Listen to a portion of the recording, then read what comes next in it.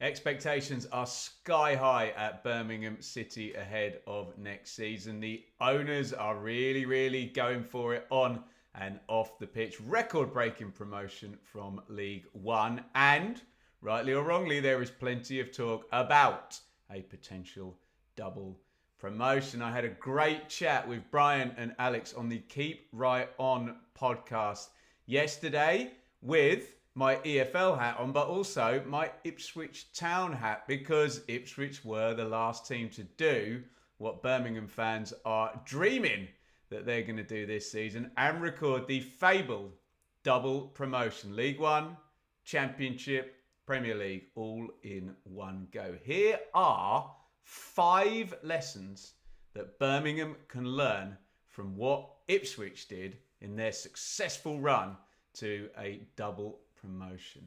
Lesson number 1, winning momentum transcends across all divisions.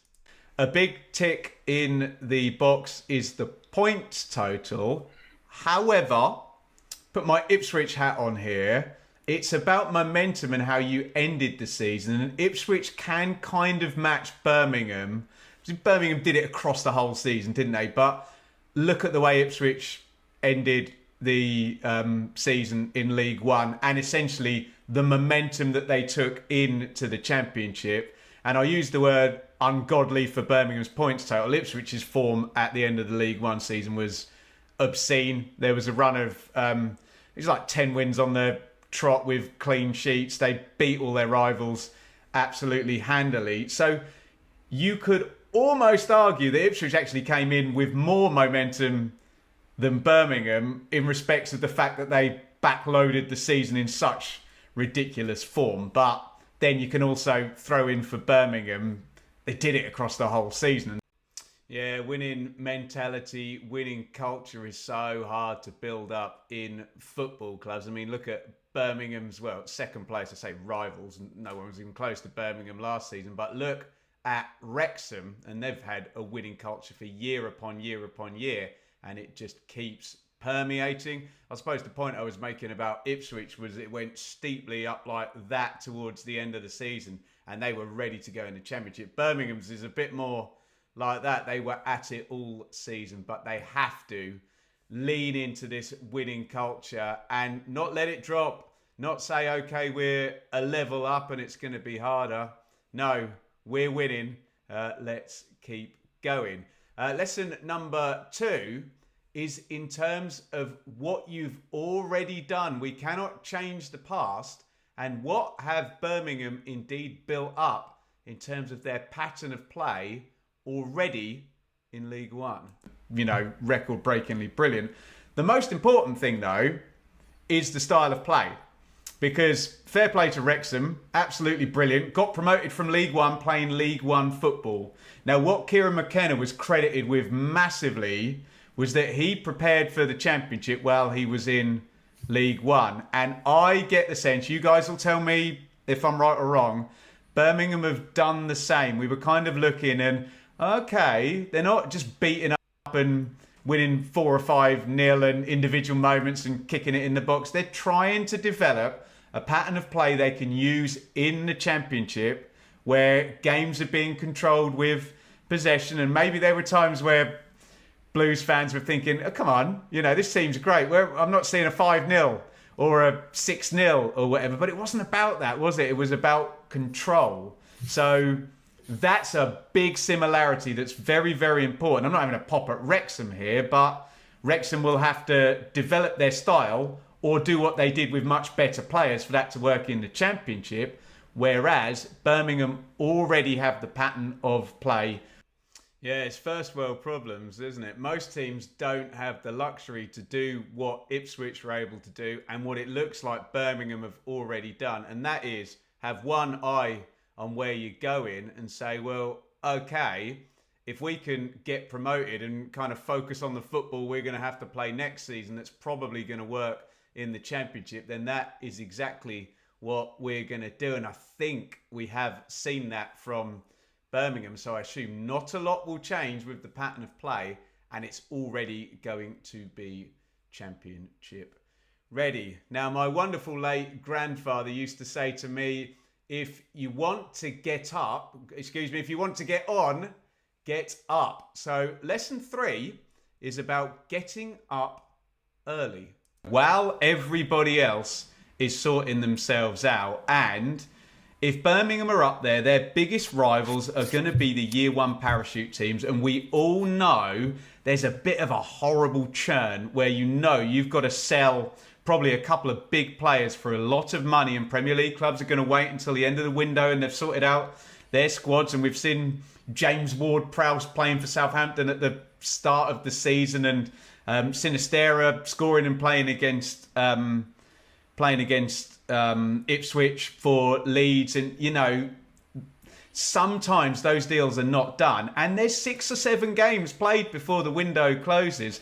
And that's where Birmingham have to really make hay. And if you haven't been paying attention, here you go. Bristol City, new manager. West Brom, new manager. Middlesbrough will have a new manager. Sheffield Wednesday will probably have a new manager, or any other type of chaos. Norwich, new manager. Watford, new manager. QPR will have a new manager. Hull, new manager. Ipswich might have a new manager depending on what Brentford decide to do.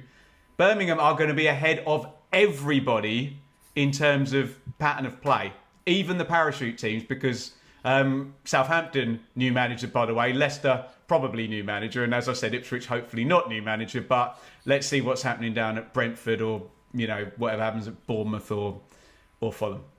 In the season, Ipswich went up. That first 2 months was utterly, utterly vital. And the 2 teams that took automatic promotion, Leicester and Ipswich, went out of the traps like an absolute train. And the 2 teams that missed out that were close, Leeds and Southampton, took Russ Martin a little while, a month and a half. That was it, to get the pattern of play going with Saints. And Leeds had a lot of parachute churn and players, in, out. And that was all it took. You can probably find plenty of numbers to say that from various points, October, November, that Leeds and Southampton were certainly the equal of Ipswich in that season. Southampton went 23 undefeated. Leeds finished with 90 points. But that early advantage, which I'm trying to point out that Birmingham should have, has to be laid down in August and September.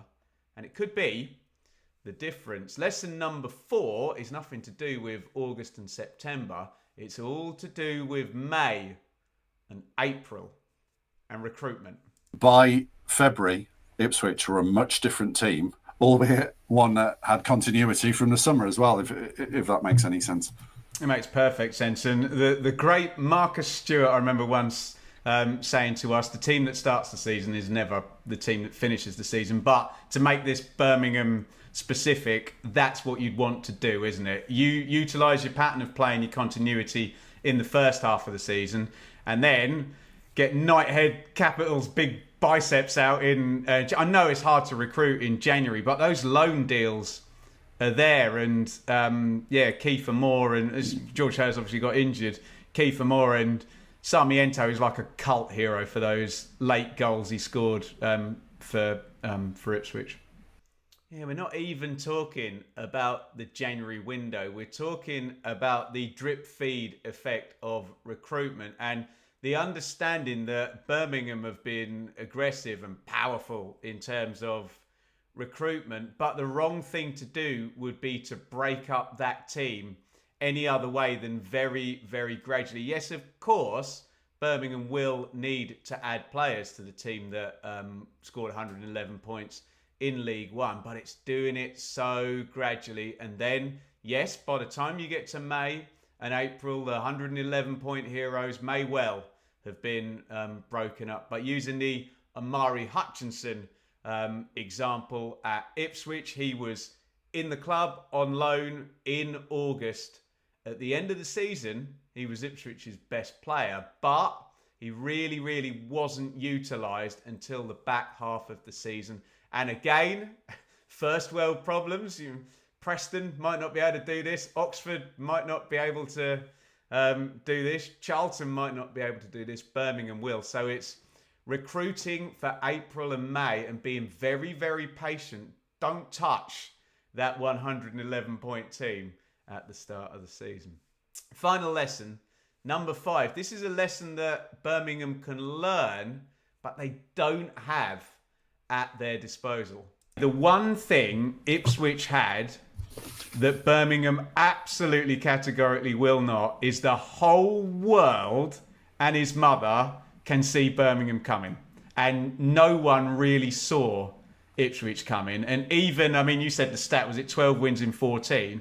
Even me as an Ipswich fan, I'm saying, okay, if we can ride this out, we might get in the playoffs here. No one saw it keeping going through to 96 points. From day one, everybody is expecting Birmingham to have a good season. Everybody is going, okay, 3-year one parachute teams, as Brian mentioned, plus Sheffield United. Who's the next team they mention? It's not Middlesbrough. It's not Norwich. It's not West Brom. It's not Watford. It's Birmingham. And do you know what? That's the problem Ipswich don't have, Brian. And you talk about low blocks. What are you going to do? It's going to be, I've got Birmingham away, round 1. Probably going to be quite good. Let's go for a clean sheet. It's almost like Ipswich's double promotion is simultaneously a very good thing for Birmingham and a very bad thing, because it now sets a precedent that it could happen. And there's been times when I've been following the EFL Championship when I've thought that would be just an impossibility in parachute land. But with the PSR rules, you do get teams getting trapped in the middle of the championship, losing money and not being able to build any momentum. And there is an argument, which maybe the Ipswich example backs up, that where the PSR rules are a little bit different in League One in terms of owner investment, maybe you build up momentum in the 3rd tier and go whoosh. And that's what Ipswich did. That's what Birmingham will be hoping to do. But being Ipswich have done it, that sets the precedent, and there is going to be absolutely no element of surprise with Birmingham. Look at the bookies odds. Look at what everybody is saying. And even if people after the fact suggest that, we thought Ipswich were going to be good. Come on. 96 points, 2nd place, really. Whereas Birmingham, the expectations are going to be very lofty from the word go. Call that a good thing or a bad thing. There you go.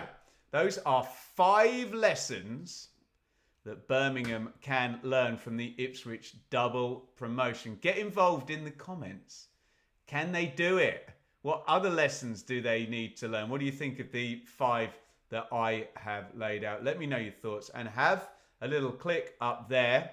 We will link my full chat with Brian and Alex from the Keep Right On podcast. I think that's already been up a while. Thank you for all the lovely comments over there. And yeah, even if you're a neutral, go and give it a look, because I think it's a really good chat.